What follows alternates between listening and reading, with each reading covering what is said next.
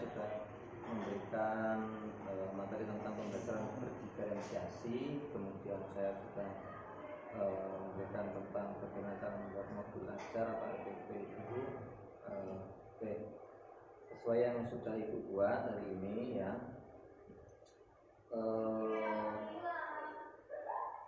Nanti kita akan melakukan sebuah observasi di kelas ya. Kita observasi di kelas, area pengembangan yang ingin dicapai nanti seperti apa Bu?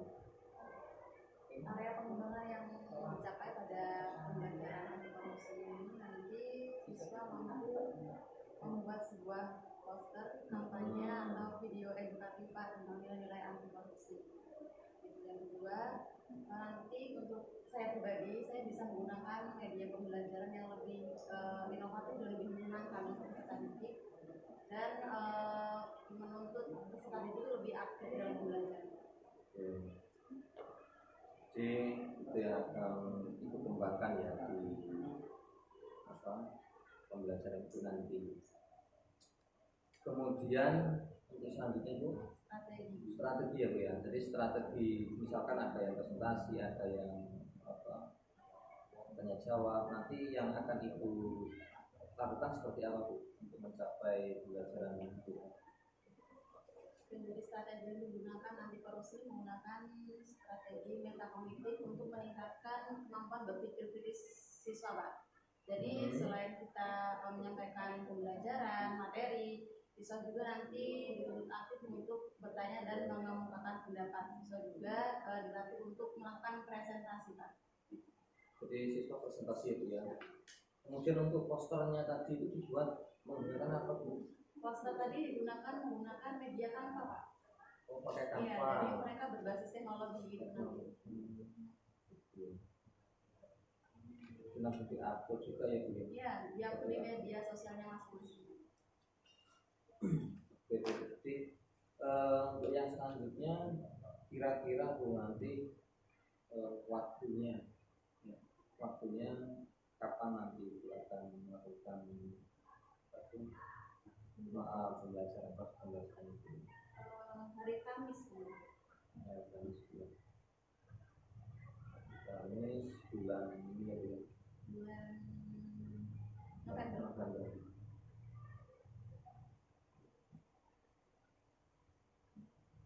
Nanti sudah.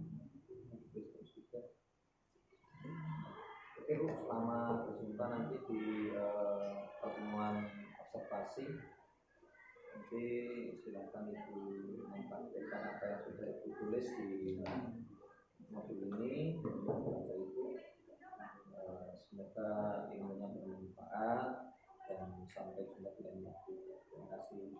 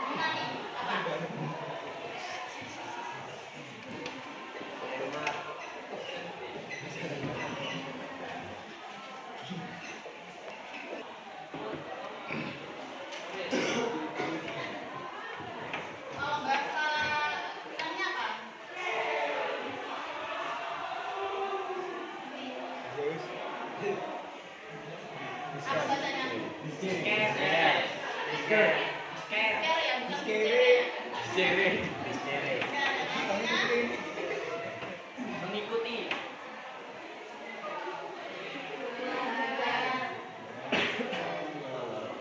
Ada yang tahu definisi dari disiplin itu apa?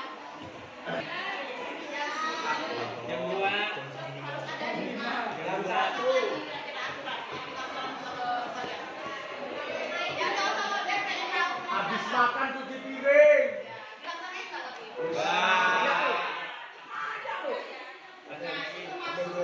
Contoh pendisiplinan di lingkungan keluarga ya. Jadi kalau orang tua kalian untuk mencuci keselamatan itu adalah pembentukan karakter dari orang tua terhadap anak-anaknya. Contohnya kalau pendisiplinan di dalam kelas ya sekolah kan.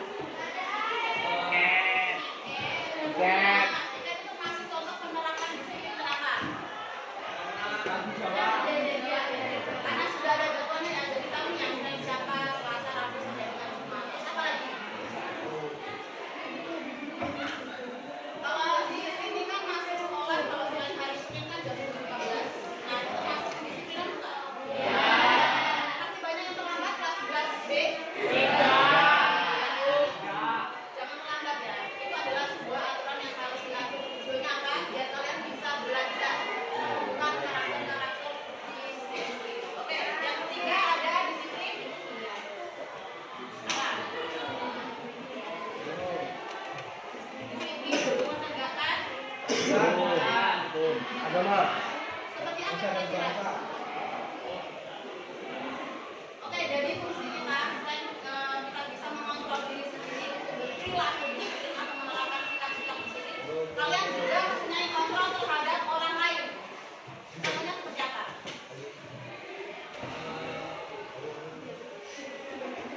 Nah, contohnya intinya dia berkata kasar, tapi kalian mempunyai hak untuk apa? Membalas tuh. Maaf dong, memberikan itu bukan hal apa?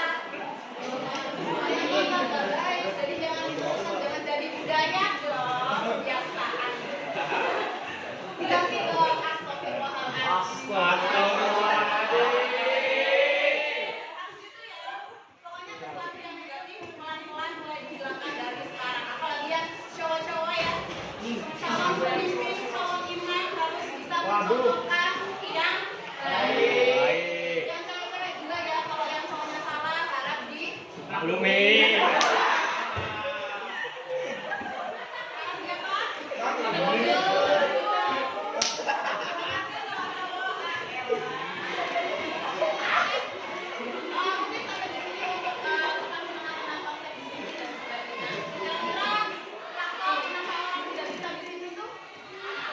Bisa manajemen diri sendiri. Faktornya apa? Malas. Malas. Dia malas. Sobo.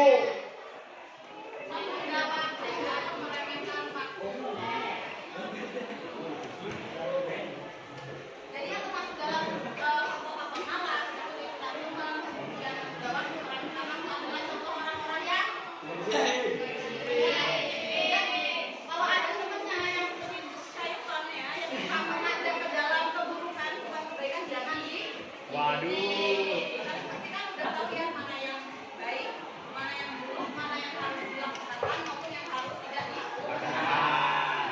Wajibannya tahu sebagai pelajar apa? Selain belajar apa? Belajar itu banyak ya, bukan hanya belajar tentang materi akademik, tapi dan lain sebagainya. Oke, harapannya untuk kelas 11B setelah kalian belajar tentang ini, kalian dapat secara perlahan-lahan untuk menerapkan sikap disiplin. Mulainya apa? Bisa rapi ya bajunya.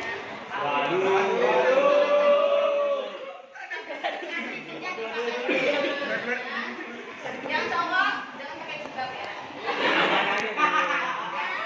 Rambutnya dirapikan. Kan ganteng kayak siapa sih nomor 2 dari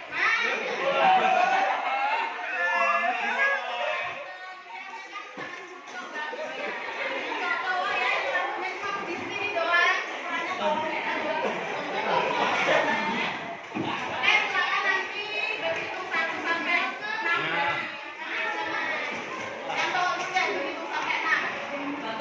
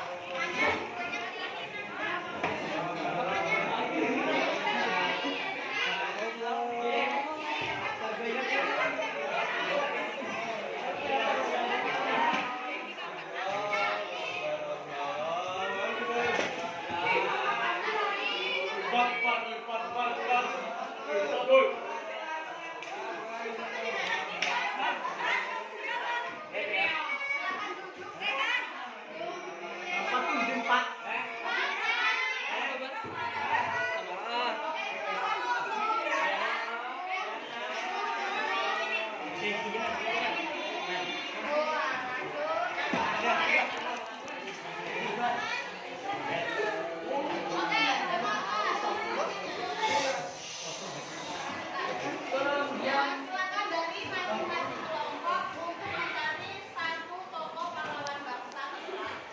Silakan yang menulis karakteristiknya. Kemudian silakan diteladani sikap-sikap disiplinnya ada yang berdiri apa aja. Ya. Sehingga nanti kalian bisa menyebutkan sikap disiplin apa yang ada dalam tokoh pahlawan ini pada oke, silakan nanti dibuat mungkin dibuat kalau sudah selesai kesemuanya silakan dikerjakan di rumah. Sampai di sini ada yang mau ditanyakan? Iya, nanti silakan cari gambarnya. Di sini ya Bu, apa? Iya, di situ ditempel. Ingat di mungkin ada yang berminat untuk menggambar secara langsung. Oke, silakan kita kelompok berikutnya silakan didiskusikan siapa yang akan silakan. Ayo,